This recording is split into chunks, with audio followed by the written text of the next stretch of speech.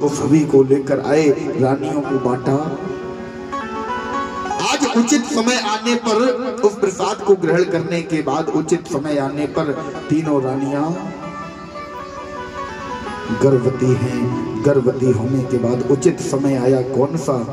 वो स्वामी बाबा लिखते हैं कौन सा उचित समय आया? राम जी सरकार ने अपने आने के लिए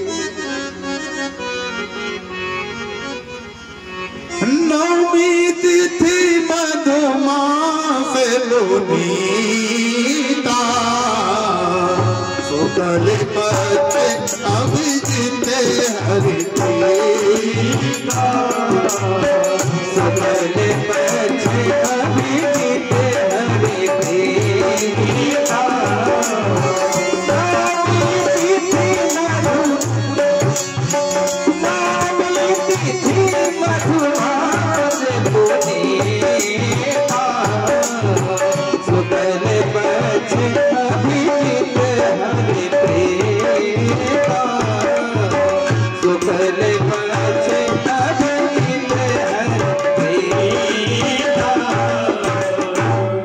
कौन सा समय आया? बोले महाराज चैत्र शुक्ल, चैत्र का महीना, शुक्ल पक्ष और नवमी तिथि।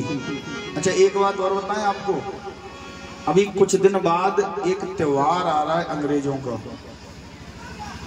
और अंग्रेज बनने के चक्कर में हम लोग भी उसे मनाते हैं।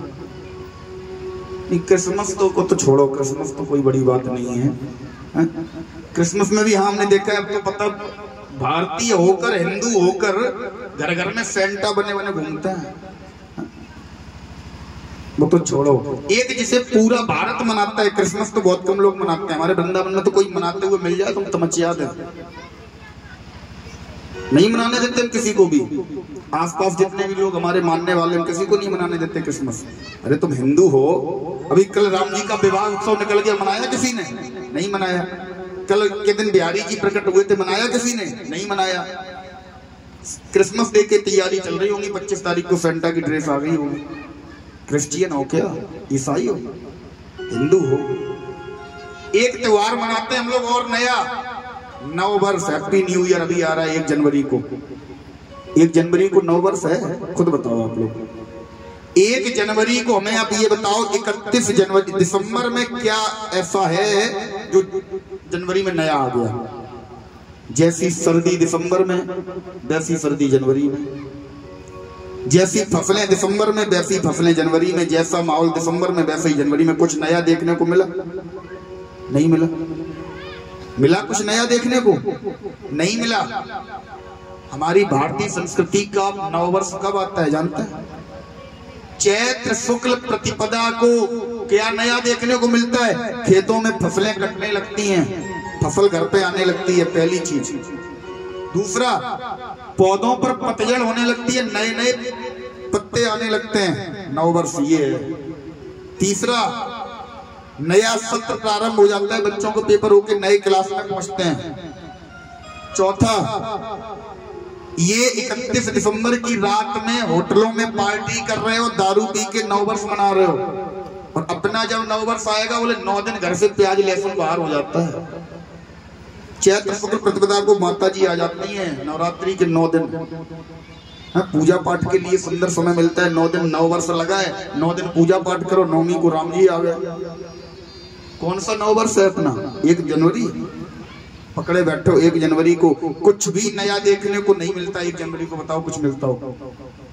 और जब चैत्र शुक्ल आता है, सर्दी जा रही होती है, दूसरी नई ऋतु आ रही होती है, नया सीजन आ रहा होता है। 1 जनवरी को कोई सीजन नया आ रहा है? कोई नहीं। जैसी सर्दी है, जैसा कोहरा दिसंबर में वैसी जनवरी में, जैसी सर्दी दिसंबर में वैसी जनवरी में, कुछ नया नहीं है।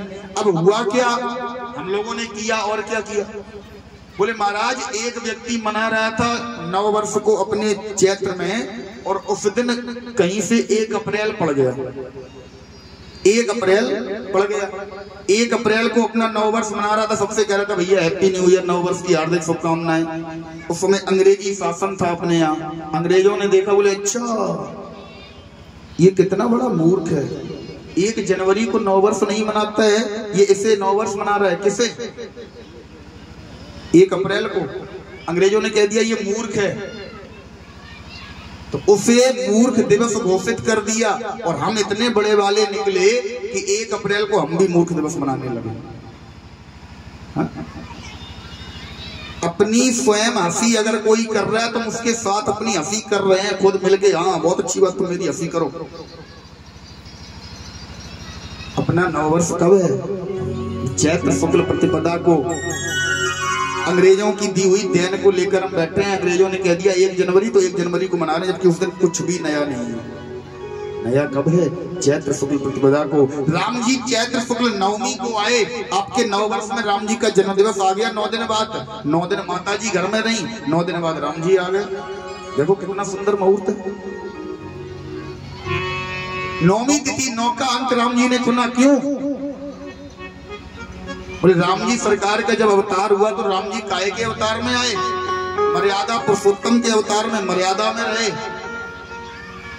9 का अंक चुना, 9वीं तिथि को ही आए, सप्तमी को नहीं आए, अष्टमी को नहीं आए, 10वीं को नहीं आए, 11 को नहीं आए, 9वीं को आए। क्यों? कोई कारण है इसका भी? हाँ महाराज, हाँ भैया कारण है। क्या कारण है? कि महाराज राम जी सरकार मर्यादा पुरुषोत्तम के अवतार में आए, और मर्यादा पुरुषोत्तम का अवतार का मतलब अर्थ की राम जी की लीला न तो बढ़ी और ना कभी लीला घटी। मर्यादा में रहे, हम लोगों को संदेश दिया कि जीवन जीना है तो ऐसे जियो, लीलाओं को कभी बढ़ाया घटाया नहीं। इसलिए 9 का अंक चुना, क्योंकि 9 का अंक सदैव पूर्ण होता है, सदैव पूर्ण। 9 के अंक में आप किसी भी संख्या का गुणा कर देना, किसी भी संख्या का, और जब जोड़ोगे तो 9 ही आएगा। 9 में 8 का गुणा करो, कितना हुआ? हाँ 72, 7 और 2, 9 में 9 का गुणा करो, पूरा 9 का पाला उठाओ ऊपर से। 9 दूनी 18, 8 और 1, 9 तीने। हमें नहीं आता, हम कम पढ़े लिखे हैं, इसलिए आपसे पूछ रहे। 9 3 27, 2 और 7 9, 9 चौके 36, 3 और 6 9, 9 पंचे 43, 4 और 5 9, 9 छक्का 54, 5 और 4 9 सत्ते 63, 6 और 3 9, 9 72, 7 2 9, 9 ने 81, 8 और 1 9, 9 दाम 90, 9 और 0 9। चलो ये तो पहाड़े की बात हो गई। 11 का 9 में गुणा करा दो, कितने होंगे? 99, 9 और 9 18, 8 और 1 फिर 9। 13 का गुणा करा दो, चलो 13 का गुणा कराओ, 13 नन्ना 127, सॉरी 117, हाँ 117। हमने पहले ही काम कम पढ़े लिखे हैं, हम ये पहाड़ी गिनती के चक्कर में नहीं रहे। 117 जोड़ो, 7 और 1 8 और 1 9। किसी भी संख्या का आप गुणा करा देना, किसी भी संख्या का 9 15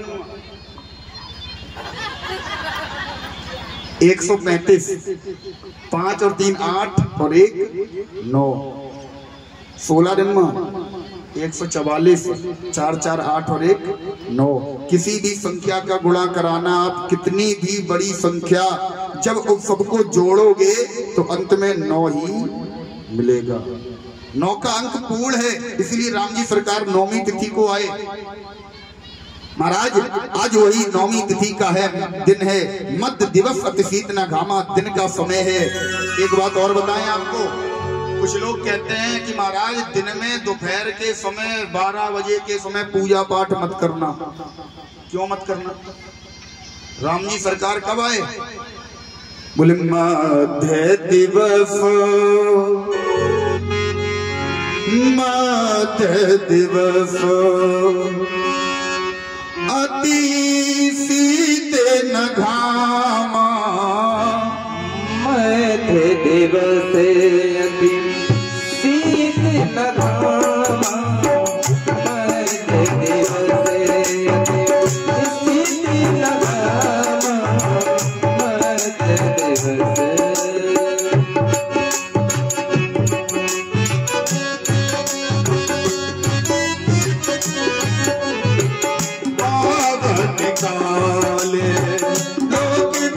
रामा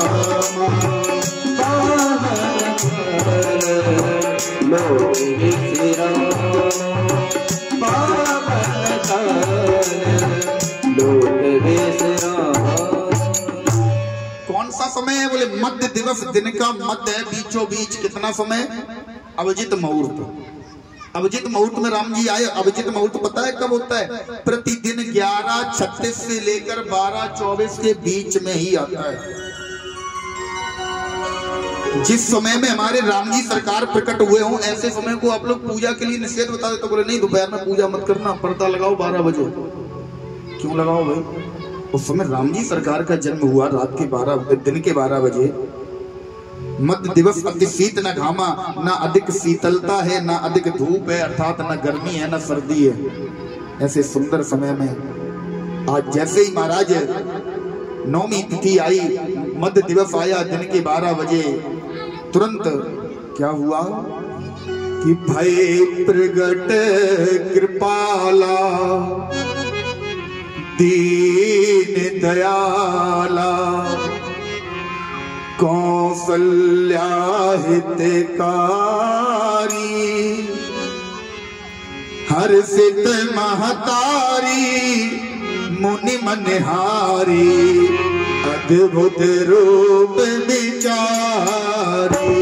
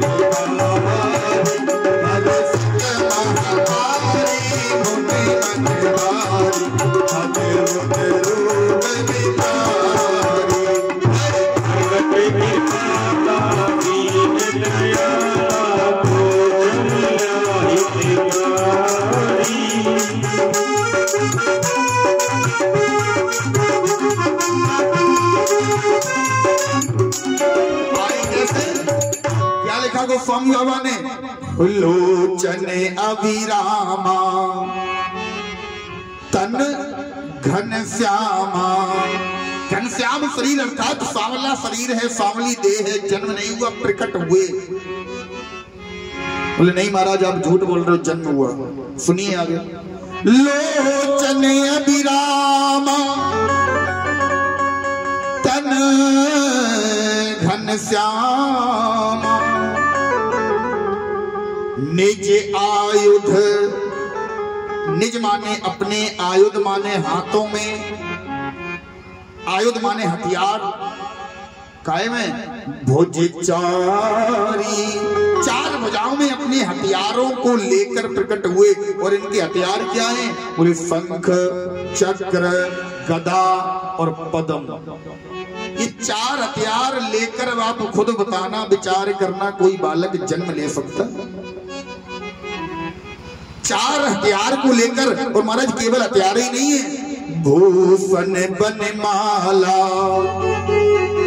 नयन विशाला, बड़े बड़े नेत्र हैं, शोभा सिंधु खरारी। जैसे ही कौशल्या मैया ने देखा ऊपर से नीचे तक, बोले प्रभु ये क्या है? बोले मैया तुमने क्या मांगा था? बोले हमने पुत्र मांगा था। बोले पुत्र तो मांगा था, तुमने स्वरूप क्या बताया था?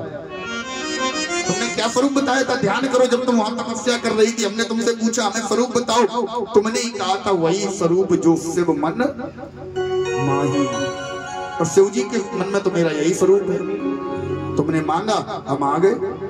मैया ने कहा प्रभु, माता पुण्य बोली सो मत डोली, तजहु तात यह रूप की लीला,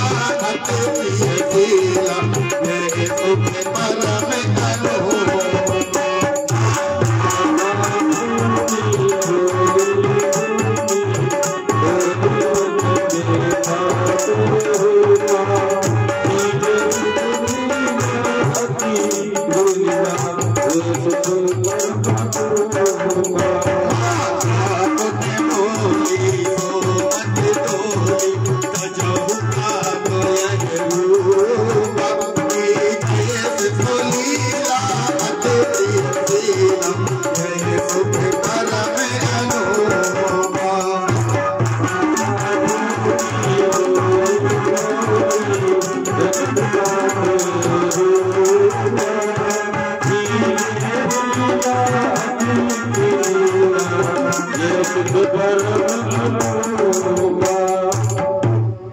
जैसे ही माता ने स्वरूप को देखा, माता ने कहा देखो लाला ये बात नहीं बनेगी।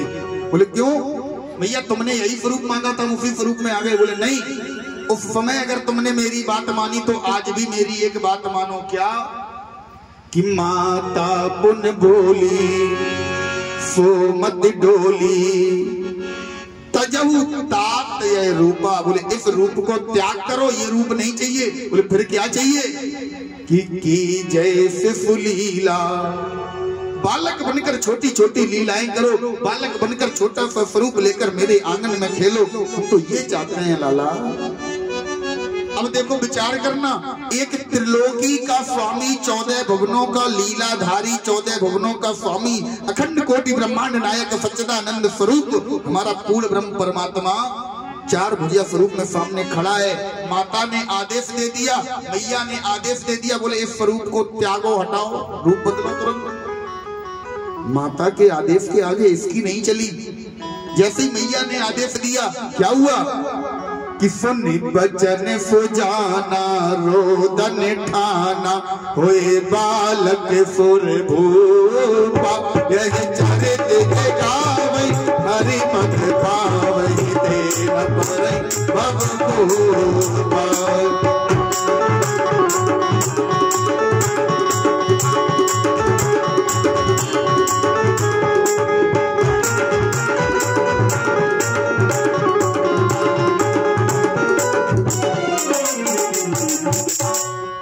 तुरंत क्या हुआ? कि सुन बचन सुजाना, रोदन ठाना। जैसे ही माता का वचन सुना, आज हमारे राम जी सरकार ने छोटा सा स्वरूप ले लिया। छोटा सा स्वरूप लेकर तुरंत रोना प्रारंभ कर दिया। जैसे ही रोना प्रारंभ किया, दासियों ने सुना, जाकर दौड़कर दशरथ जी को बताया। बोले दशरथ जी, आपके यहाँ पुत्रों ने जन्म लिया। दशरथ जी ने कहा दासियों, तुम्हें नहीं पता, जाकर नाम सुनत शुभ होई, मोरे ग्रह आवा प्रभु सोई। आज राम जन्म की बड़ी ही पावन कथा, बड़ा ही पावन प्रसंग सुखदेव जी महाराज ने राजा परीक्षित को सुनाया। राजा परीक्षित जी कहते हैं प्रभु, राम जी के पावन वंश को सुनने के बाद हमारे मन में अब एक इच्छा उत्पन्न हो रही है। कौन सी इच्छा? बोले कथितो वंश विस्तारो, भवता सोम सूर्य, राजा जो है वंशाना, कृष्णा परमाद्भुत। प्रभु, अब हम सोम वंश की कथा सुनना चाहते हैं। अब हम चंद्र वंश की पावन कथा को सुनना चाहते हैं। चंद्र वंश की पावन कथा हमें सुनाइए। परीक्षित जी से सुखदेव जी कहते हैं, राजन, मथुरा के चंद्र वंश में